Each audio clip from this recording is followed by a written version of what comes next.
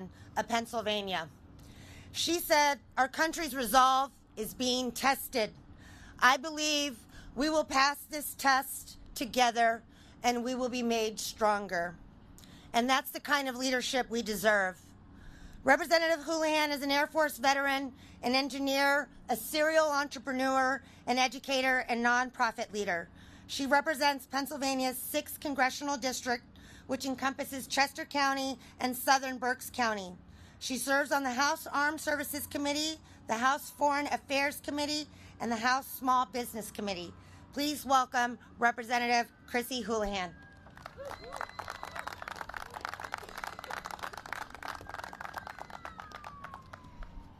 Good morning, everyone, and it's very hard to follow Jason, as you can probably appreciate the position that he had on January 6th, just about 2 years ago today. But I will say good morning once again, because today, indeed, it is a good morning.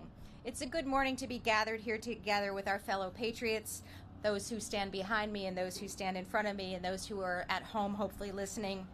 Patriots who care deeply about our national security, who care deeply about our democracy, who care deeply about protecting the U.S. Constitution against all enemies, both foreign and domestic, and who care deeply about protecting our beloved future and our beloved nation. A nation that we have, most of us, proudly served in uniform. And in fact, I'll pause just a minute to say just about a mile from here lives my parents. My dad served more than 20 years, my grandfather more than 30, my brother in the Army, my dad and grandfather in the Navy. I have active duty cousins right now who are serving overseas, and one who just separated as a Navy SEAL. This is personal to me, what the service means to me. But we are here today gathered to remember that nearly 2 years ago now today, it was not a good morning here at the citadel of our democracy that stands behind me. Our United States Capitol Police officers, like Michael Fanone, who I had the opportunity to meet here today, were on the front lines, enduring physical violence to protect this sacred place, including my colleagues and including me. And for that, I am very, very thankful. While the individuals who descended upon and disrespected these storied halls represent a very small fringe faction of the population, it is no secret that they were inspired by some of the most senior officials in our government who failed to accept the results of the 2020 election. And that's why we are standing here today. As Mr. Crow mentioned, it's because of a lie. It's really that simple. As elected officials, we are entrusted constantly, continuously to tell the truth to the American people. Not a manipulated, self-serving version of the truth, but rather, as an engineer I say, a facts-based truth. And that truth is that President Biden was and still is our duly elected president. And so to my classmates of 2018 and fellow veterans, Jason and Mikey, it's an honor to stand by you today here. And we and others with a military and national security background were elected in response to a very deep and powerful undercurrent of the electorate that was concerned at that time about the violent political rhetoric coming from the former administration. Rhetoric that far too many elected officials refused and still refuse to this day to condemn. To another representative and fellow representative from the great Commonwealth of Pennsylvania, Chris Delusio, it's an honor to have you join us, and it's an honor to get to know you and together to show that our birthplace of the democracy, Pennsylvania, will not stand for threats to our democratic institutions. And lastly, to our fellow veterans who are gathered here today, thank you so much for standing by your oath, as Jason mentioned, a permanent oath that you took to support and to defend this Constitution in the United States.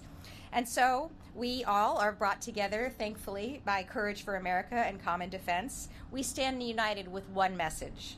We condemn political violence of all forms, and we owe it to the American people and our brave law enforcement officers to proudly say that over and over and over again. So I will conclude, similarly to Jason, with a deep gratitude, a deep appreciation. God bless America, and thank you.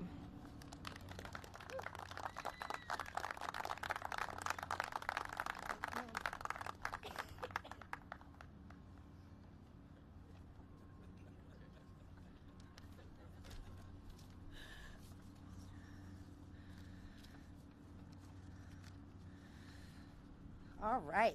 A United States Naval Academy grad, Congresswoman Mikey Cheryl spent almost 10 years on active duty in the United States Navy. She flew missions throughout Europe and the Middle East as a Sea King helicopter pilot, worked on the battle watch floor in the European theater during the Iraq invasion, and served as flag aide to the Deputy Commander-in-Chief of the U.S. Atlantic Fleet. She voted for H.R. 3233, authorizing the Bipartisan National Commission to investigate the January 6th attack on the United States Capitol. The final version of the commission included many of the elements that were co-authored by her and Rep. Jackie Speer, notably to include ensuring the commission had an equal number of members appointed by both parties, ensuring the committee had the power of subpoena, and that the commission had the authority to investigate related domestic terrorist activities. We are especially proud of her steadfast devotion to ensuring democracy. Welcome, Congresswoman Cheryl.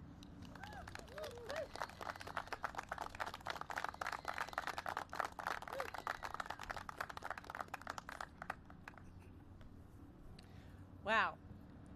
It's hard to believe the time it's been since January 6th took place and how far we've come. You know, as we stand here in the shadow of our nation's capital, it strikes me of what an iconic building this is and has always been, a representation, a physical representation of all of the values that we in this country hold dear.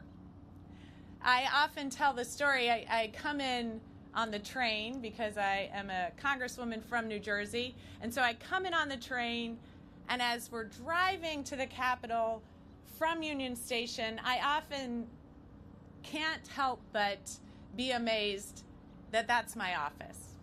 That's where I get to work. And that sense of awe has carried with me up until this day. So with that in mind, you can imagine how hard it was for me to believe, even as I was sitting on the floor of the House, that our beloved Capitol was being attacked by American citizens sent over by the President of the United States because he didn't want to leave office in our democracy.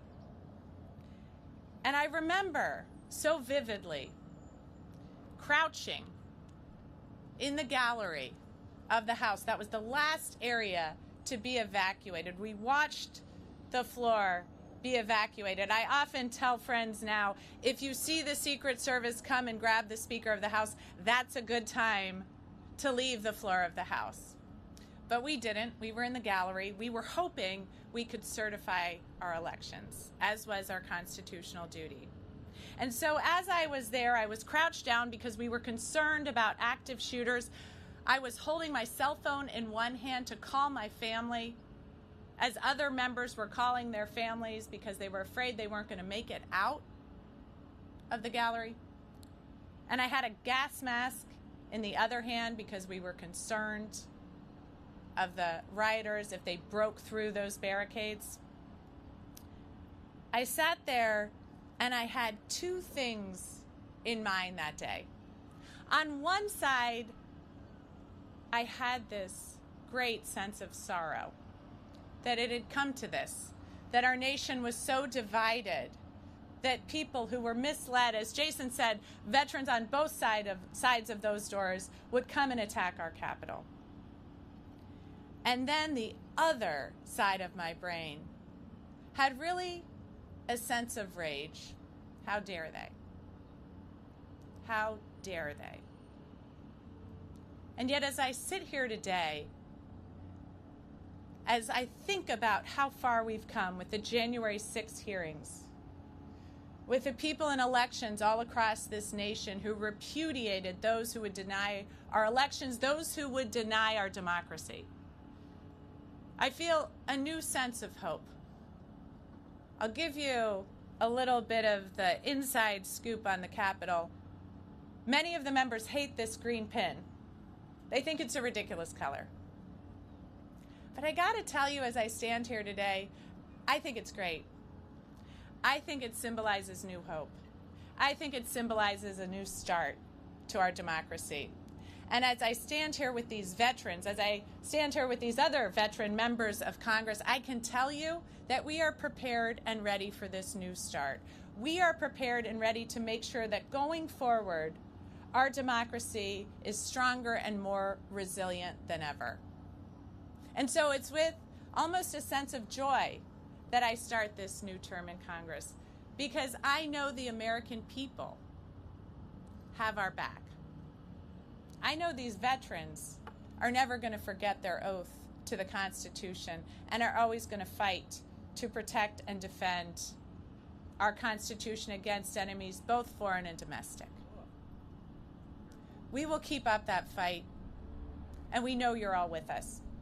Thank you for coming here today to make sure that we can always remember what we're fighting for and why it's so important. And I'll end like everybody else. God bless the United States of America. Thank you.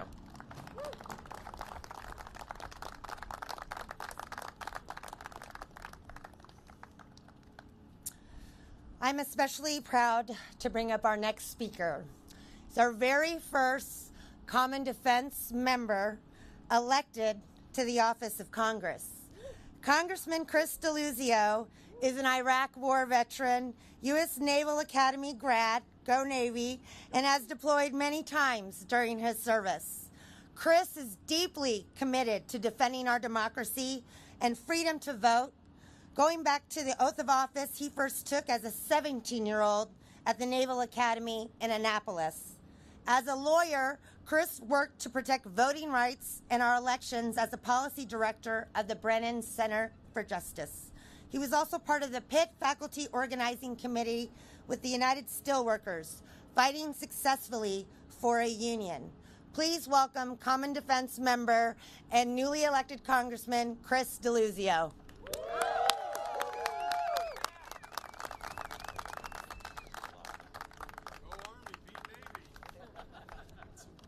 Some love back there, guys. Thank you.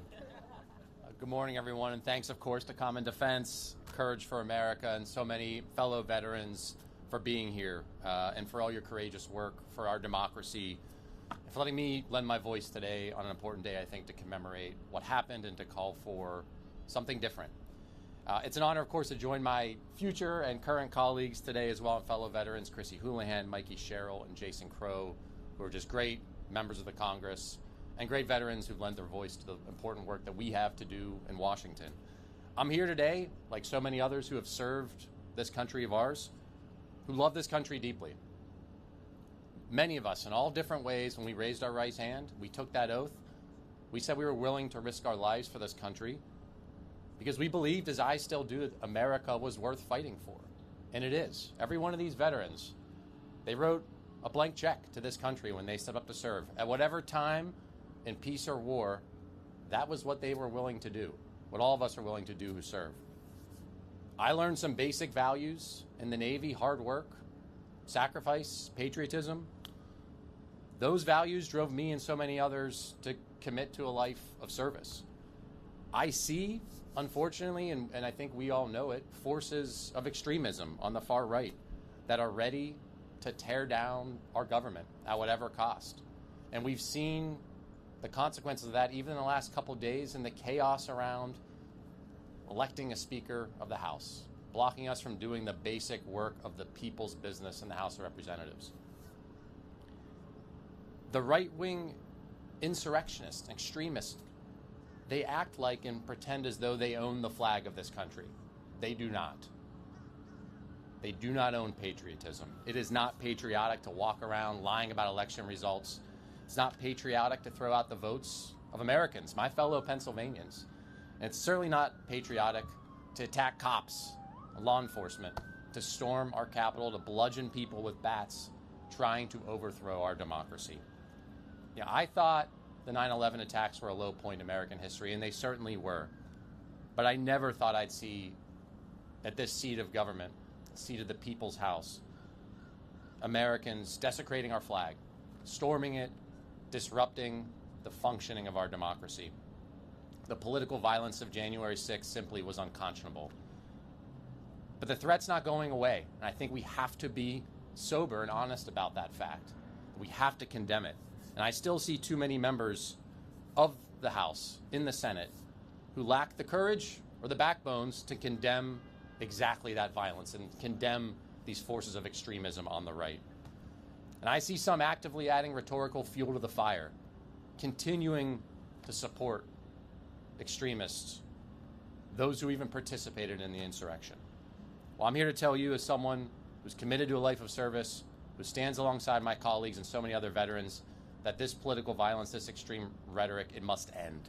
So to honor the sacrifices of so many who have served, of those like Officer Fanone, who were there to protect and beat back the attack on the Capitol, I call on all Americans of whatever political persuasion and party to condemn political violence and work together to prevent it in the future. We have to. The American people do not want these anti-democratic forces to succeed. They want this government to survive, to be strong, and so do I. And I will work with anyone, I don't care your party, to make that happen. It's what we owe the American people, and I hope my colleagues across the aisle and otherwise will join me in condemning violence and recommitting ourselves to this American democracy and our Constitution. The American people deserve nothing less. Thank you so much.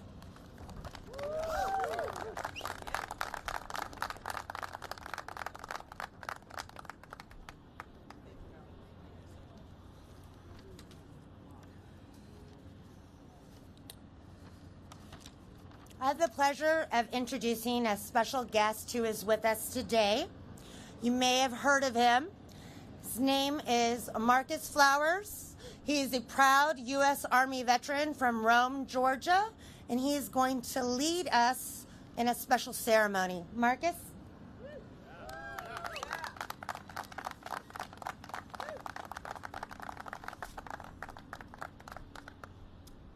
Thank you. Thank you. You know, every member that got up and spoke before me said the same thing. They talked about the oath of office that we took and how that oath of office didn't end when our enlistment or our commissions ended. It was for life. I took that oath at 18 years old. And over the course of a 30-year career as a soldier, a defense contractor, and a government official for Department of Defense, I reaffirmed that oath many times.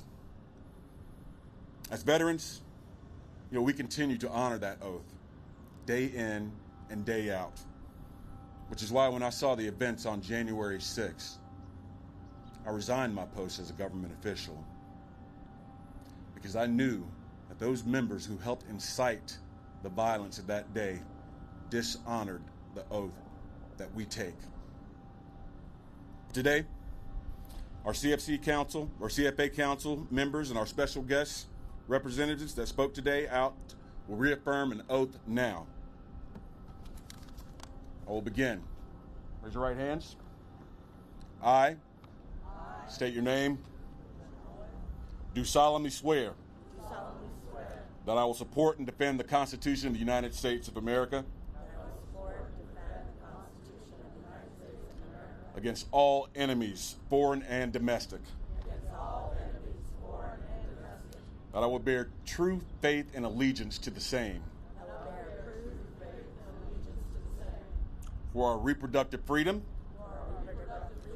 For climate justice. And for democracy. And that I take this obligation freely.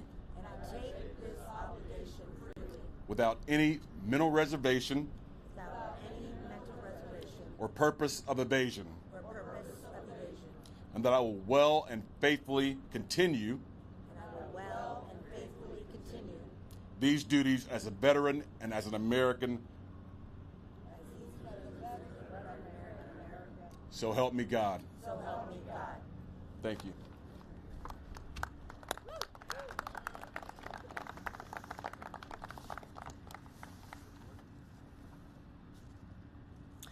You might have heard that yesterday a letter written by former Capitol Police Officer Fanone was co-signed by more than 1,000 veterans, active duty members, law enforcement, and military families, and was delivered to the de facto Speaker of the House, Marjorie Taylor Greene. And today we are honored to have him speak about why we must continue to condemn political violence and hold those accountable that spread those violent and hate-filled messages. Everyone, Michael Fanone.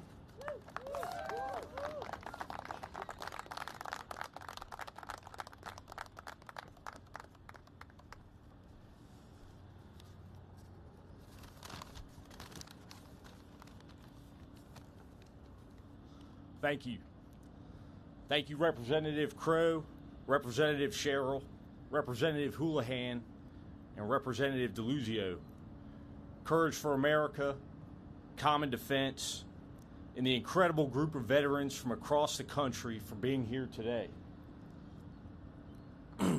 Particularly in light of the absolute chaos that's unfolding in the race for Speaker. But if I could guarantee one thing about the new House majority, it's this. This is just the beginning. This type of chaos will happen every single day in the House. As some of the most extreme politicians our country has ever seen hold our democracy hostage. I should know. Tomorrow marks 2 years since the day I almost died defending the Capitol from people who thought overthrowing the government was a good idea. The events of that day felt like a wake-up call for me and many others that political violence is real. The worst part is that our elected leaders allowed this to happen.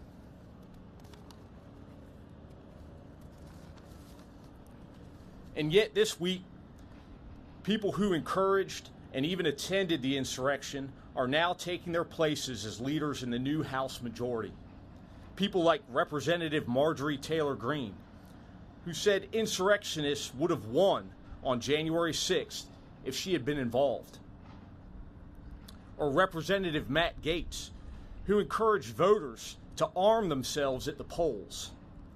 Or newly sworn in, or soon to be sworn in, Representative Derek Van Orden, who breached police barricades with the insurrectionist mob on January 6th.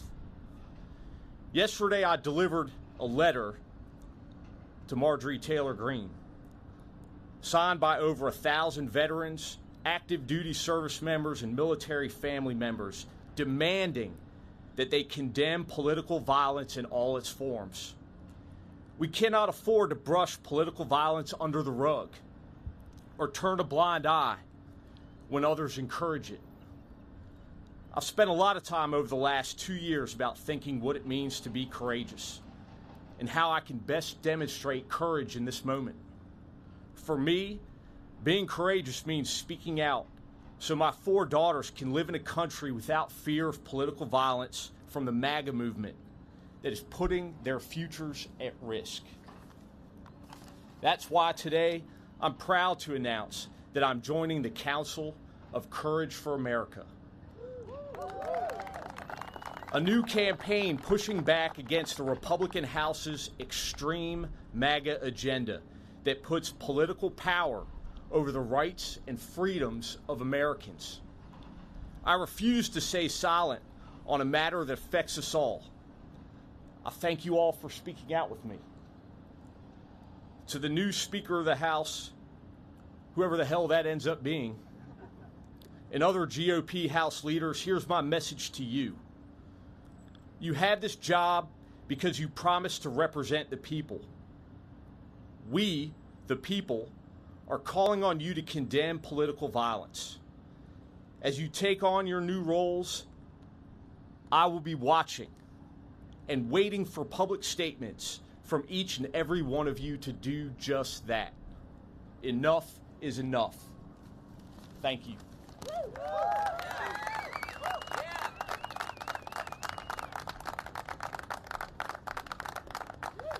Thank you again. We honestly cannot thank him enough.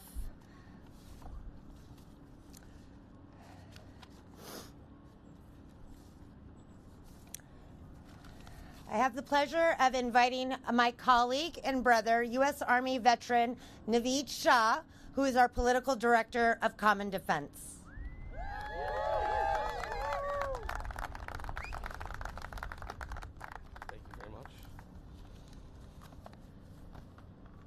Good morning. Thank you all for being here today. My name is Navid Shah. I'm a veteran of the war in Iraq, where I served about 12 years ago. When I was there in January of 2010, Iraq was holding their second ever national elections. For many of them, it was their first time ever casting a ballot. For once on that day, the insurgents were not targeting the Americans who were providing security. Instead, they were targeting their own fellow citizens. More than 100 Iraqis were killed or injured, and all they were trying to do was exercise their fundamental right to vote.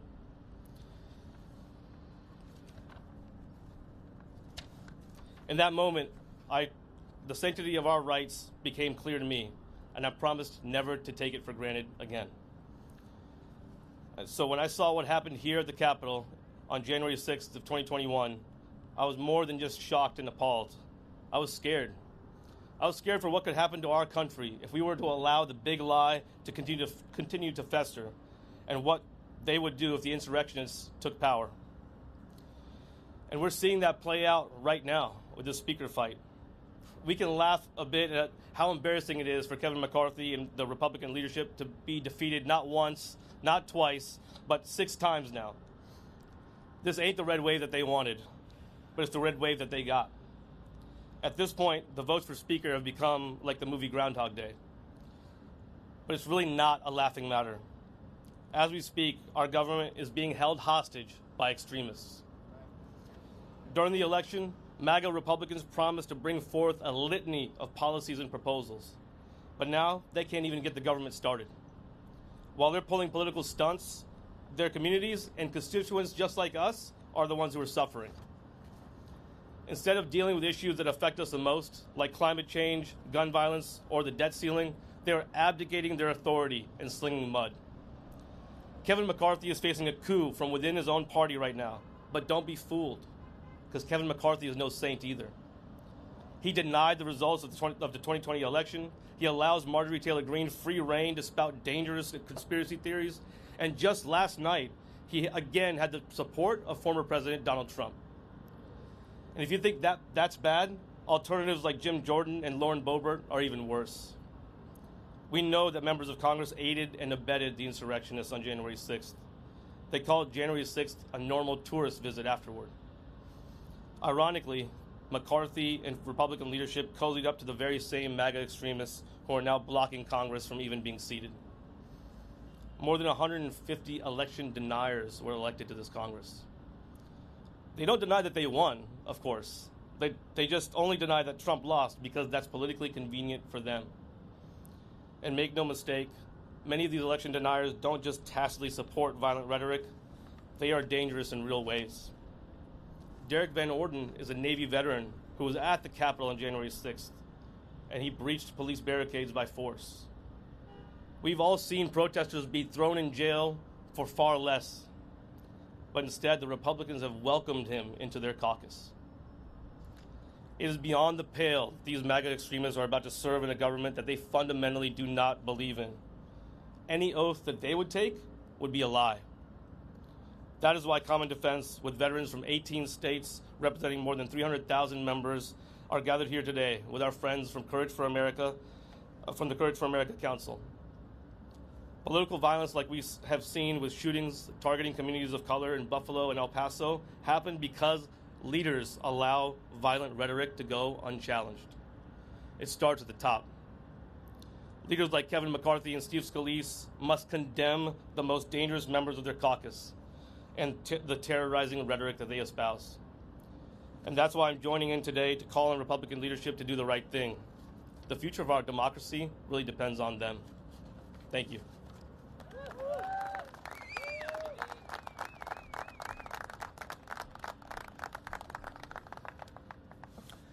You might have heard that we had some successes in 2 battleground states. We have 2 members representing Arizona and Georgia that are going to give remarks. Our first one is a member, Ed Anderson, who is a United States Air Force veteran, and he comes to us from Georgia. Ed?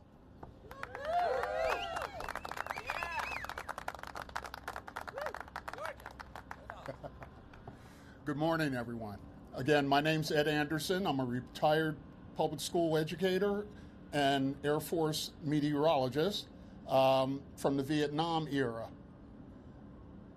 I'm old enough to go back to when I was in elementary school, probably 3rd grade or so, and we made a trip to the Capitol. And one of my friends posted that picture on Facebook a couple years back, and I had a chance to look at it. And I thought then, here I was, a young black boy from suburban Philadelphia, sitting here at the cradle of liberty. And at the time, we had the civil rights movement going on, all these other things, and I was in awe. I was in awe at the power that surrounded me. On January 6th, once again, I was in awe. A little bit of shock, too, as I watched the insurrectionists overpower the law enforcement people protecting the Capitol, waving American flags, using back the blue flags to hit and attack the blue. I literally cried that day as I watched the events unfold, and I rededicated myself to wanting to work to strengthen our democracy. Yes, I live in Georgia now, and we do have, I refuse to use her middle name, but Marjorie Trader Greene, who just makes obnoxious, ridiculous, inflammatory statements and never served a minute for anyone other than herself. I stand here today, literally and figuratively, with these other vets as we once again bring the fight for democracy to the steps of our nation's capital. But we're doing it with respect. We're not throwing bottles. We're not spraying bear spray. We're not beating people with flags. We're here to voice our support for those members of Congress who abide by the oath that they have taken. I will go far enough to suggest that some of these folks don't deserve to be in Congress.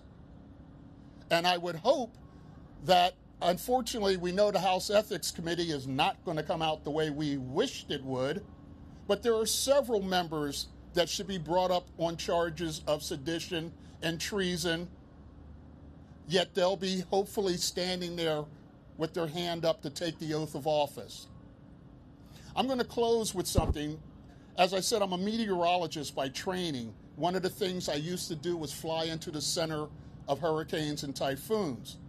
Got religion a couple times doing that. But one of the things that I noticed, and an analogy that I can make, as I looked at the procedures on the House floor, you notice in the Democratic caucus is sitting there, united, all together. That's like the eye of a storm. It's calm in the eye because the rough weather has already come by. It's going to come back. The Republicans are that wall cloud. And wall clouds contain thunderstorms, winds, all the other things that we associate with the negative aspects of tropical storms. The Republicans are in that wall cloud. I don't know how long it's going to last or how deep it's going to be, but it's going to take the courage of those of us who have served our country to make them realize that they will not prevail. I didn't come up here with prepared remarks like everybody else because I kind of tendency to get offhand, but I'll tell you, if you get a chance to get hold of the booklet of the House Republican majority, this contains a lot of good information that we all can use as we interact with our elected officials. I want to thank you guys for providing me the opportunity to speak. I want to thank my fellow veterans. I want to thank Brother Fanone, and God bless America.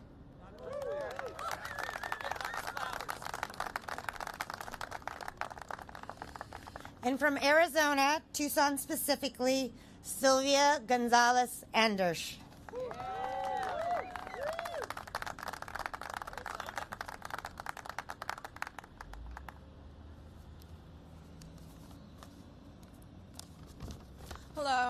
Thank you very much.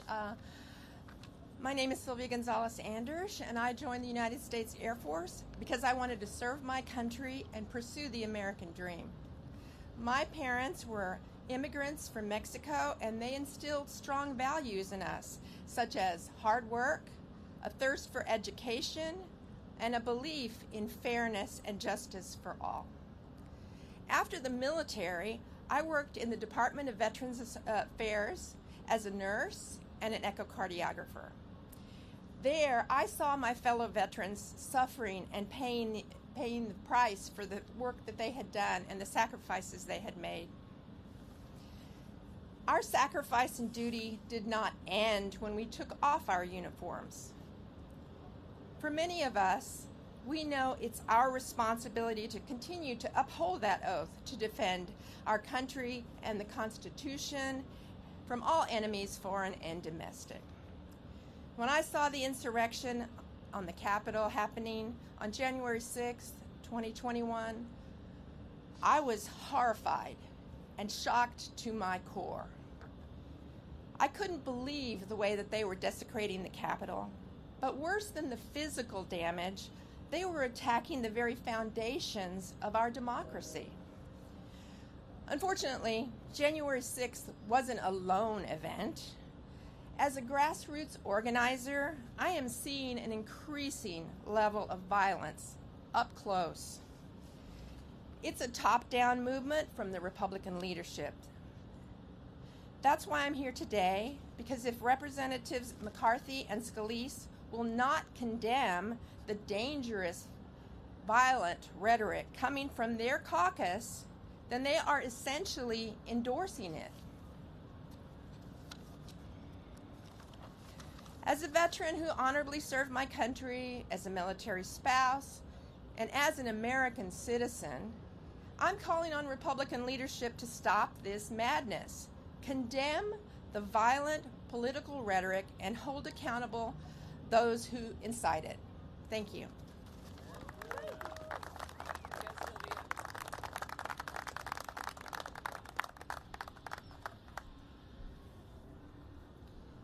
Well, good morning.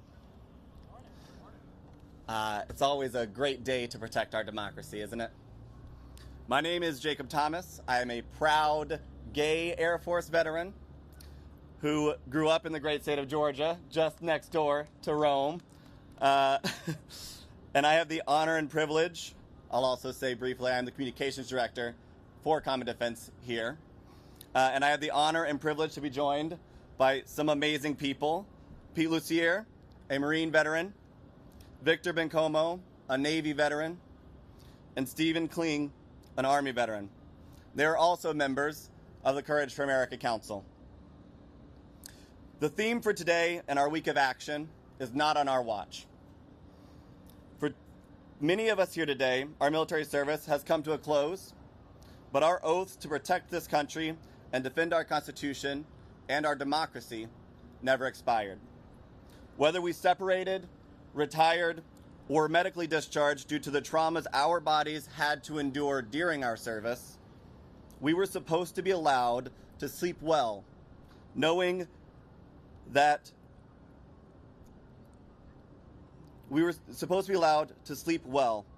our watch had been taken up and protected by our elected officials, that they would do their job, that they would keep their oaths, just as we had.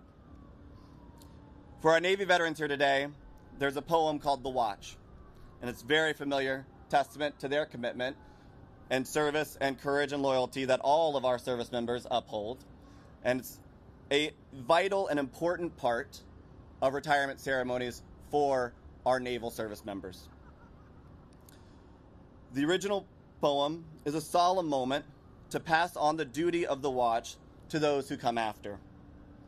We wanted to share a modified version today that encompasses the commitment of our veterans and members that have been defending our democracy in these unprecedented times that our nation currently faces.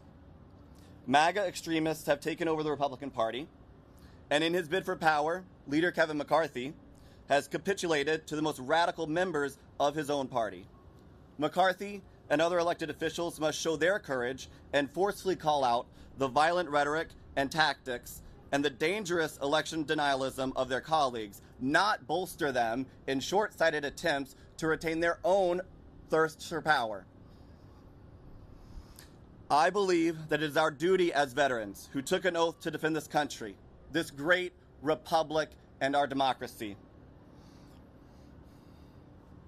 against political leaders that are actively undermining the very values and ideals our nation was founded on. Our oaths did not expire, and it is time for our elected officials to honor the oaths that they were supposed to have already taken this week, but have not been able to because of the MAGA extremism happening on the floor of the House currently as we speak. They need to put an end to the dangerous tactics and violent rhetoric before irreparable harm comes to our democracy. It is time for them to take up this watch. Our freedoms depend on it. Our values depend on it. America depends on it. Thank you.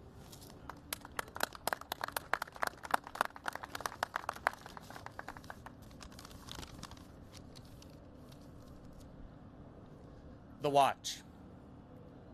For many years, we stood the watch. While some of you were in your beds at night, we stood the watch. While some of you were in school, learning your trade, we stood the watch. Yes, even before some of you were born into this world, we stood the watch. In those years when the storm clouds of war were seen brewing on the horizon of history, we stood the watch. Many times we would cast an eye ashore and see our families standing there, needing our guidance and help, needing that hand to hold during those hard times. But we still stood the watch. We stood the watch for many years. We stood the watch so that you, your families, and our fellow countrymen could sleep soundly in safety each and every night, knowing that we stood the watch. Today we are here to say our watch should be relieved by those we sacrificed for, who were elected to lead. We should be relieved, but that requires you to stand the watch.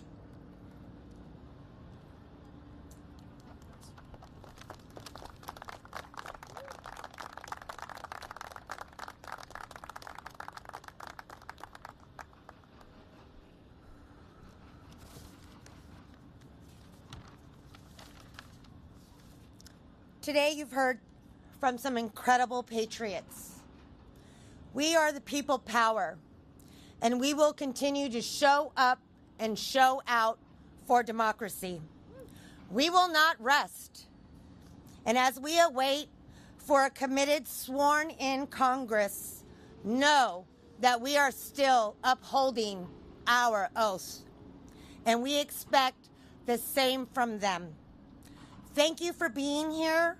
Tell every veteran that you know that they have a home at Common Defense, and we all have courage for America. Thank you.